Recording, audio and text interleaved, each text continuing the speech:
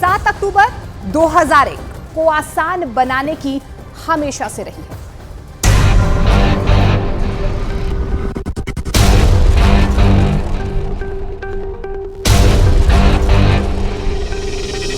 હું નરેન્દ્ર દામોદરદાસ મોદી ઈશ્વરના નામે સોગંદ લઉં છું કે કાયદાથી સ્થાપિત ભારતના संविधान प्रत्यय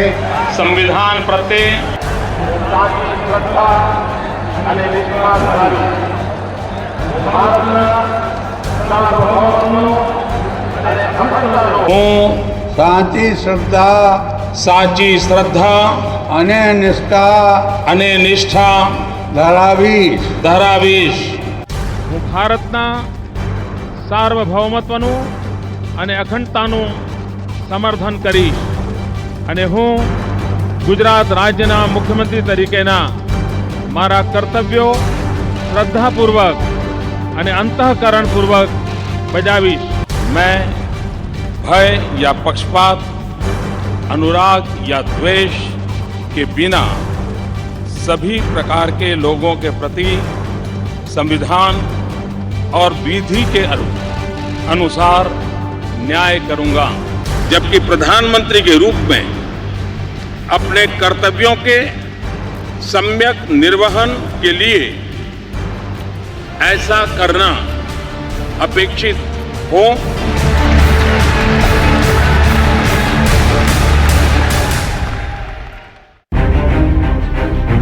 7 अक्टूबर 2001 से गुजरात के मुख्यमंत्री का पद संभालने के बाद लगातार देश इसी तरह के विहंगम दृश्य को देख रहा है।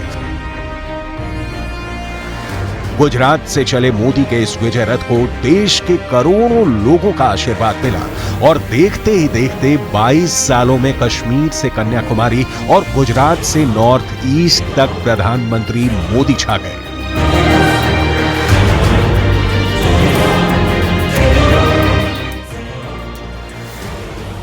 सात अक्टूबर 2001 से 7 अक्टूबर 2023 तक मुख्यमंत्री से प्रधानमंत्री तक भारत की सेवा करते हुए नरेंद्र मोदी के 22 साल पूरे हो चुके हैं।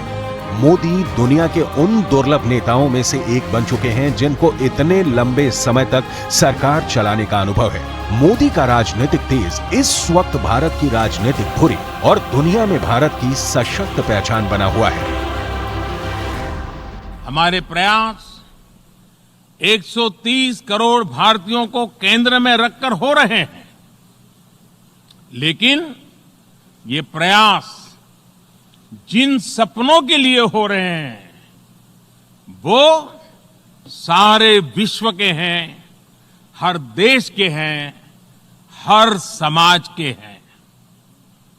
प्रयास हमारे हैं, परिणाम सभी के लिए है, सारे संसार के लिए।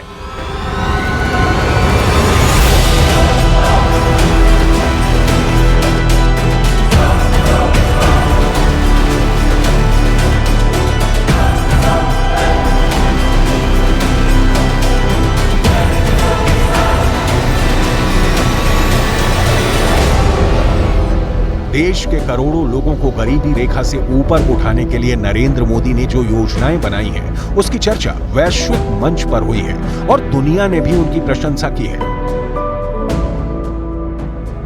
Mr. Modi has reached, I think, is the most loved one of all around the world. Prime Minister Modi is the boss.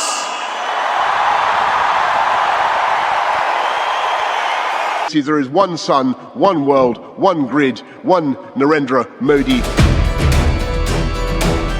Narendra Modi का जीवन दर्शन है जनता ही जनार्दन। राष्ट्र नीति से उपजी सुशासन की सोच के साथ आकार ली मोदी सरकार की योजनाओं से समाज का हर वर्ग सशक्त हो रहा है और नए भारत की सफल गाथा लिख रहा है।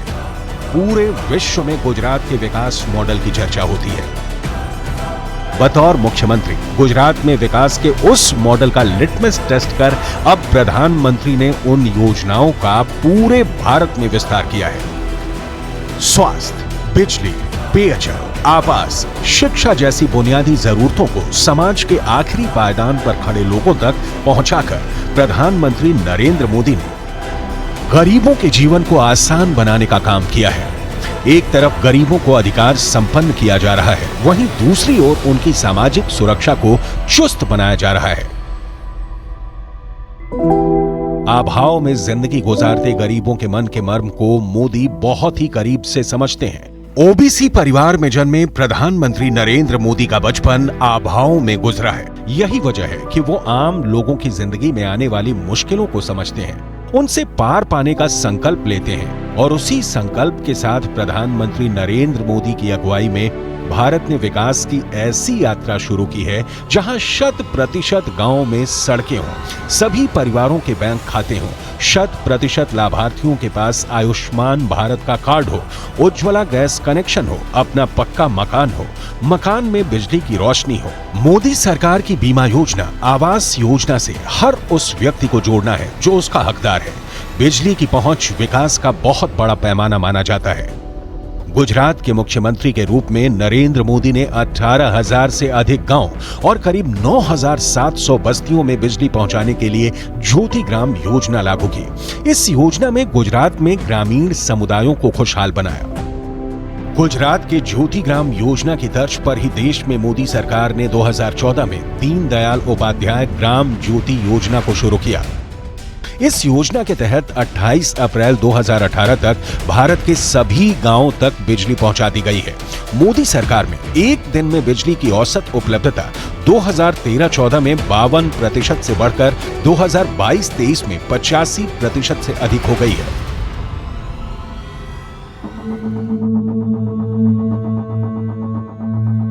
स्वास्थ्य किसी भी समाज की सफलता और समृद्धि का आधार होता है।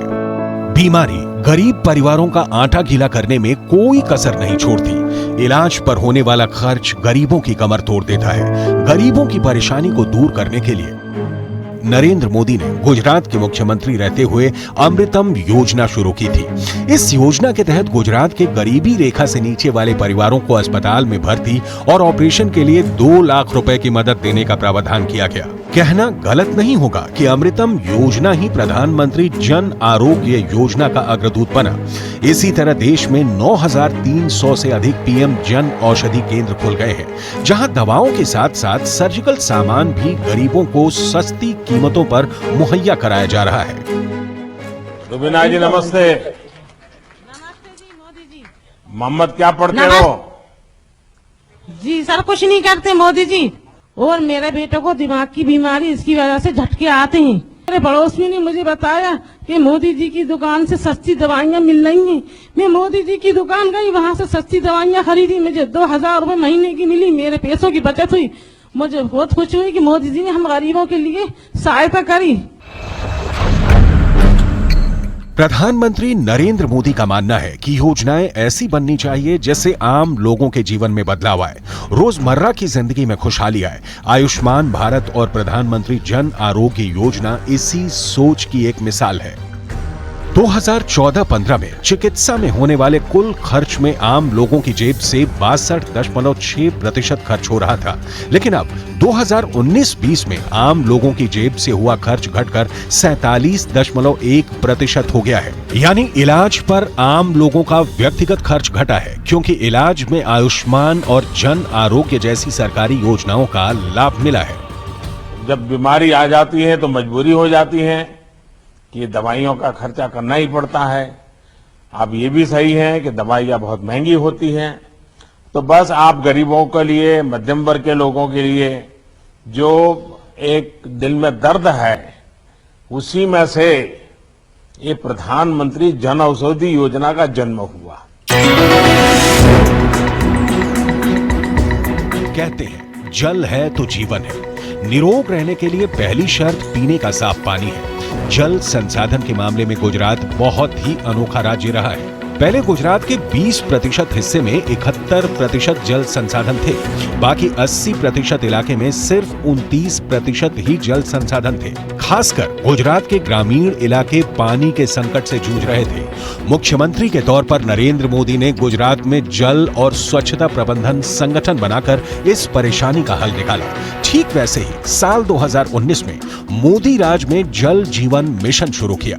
जल जीवन मिशन का उद्देश्य ग्रामीण घरों में नल के पानी का कनेक्शन पहुंचाना है। जल जीवन मिशन के तहत 9.45 करोड़ ग्रामीण परिवारों को पानी का कनेक्शन मिला है, जिससे देश के 65.33% ग्रामीण परिवारों को लाभ पहुंचा है। किसी भी देश का सर्वांगीण विकास तभी संभव है जब समाज के हर तबके का विकास हो। आदिवासी समाज भी इससे अछूता न रहे।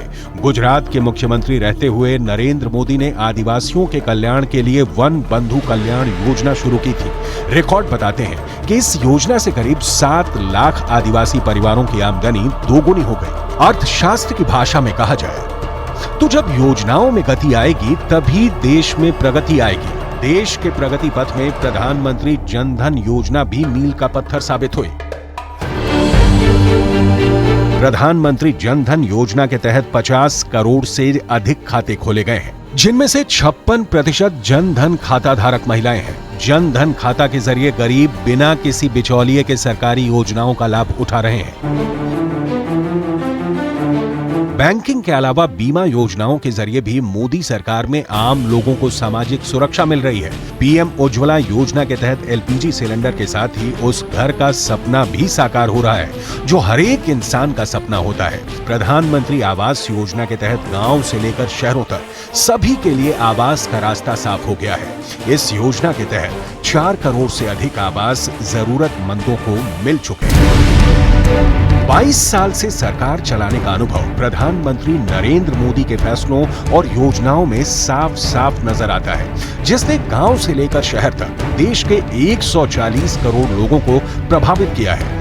नीति आयोग की रिपोर्ट के मुताबिक पिछले 5 वर्षों में 13.5 करोड़ से अधिक लोग गरीबी रेखा से बाहर निकले हैं।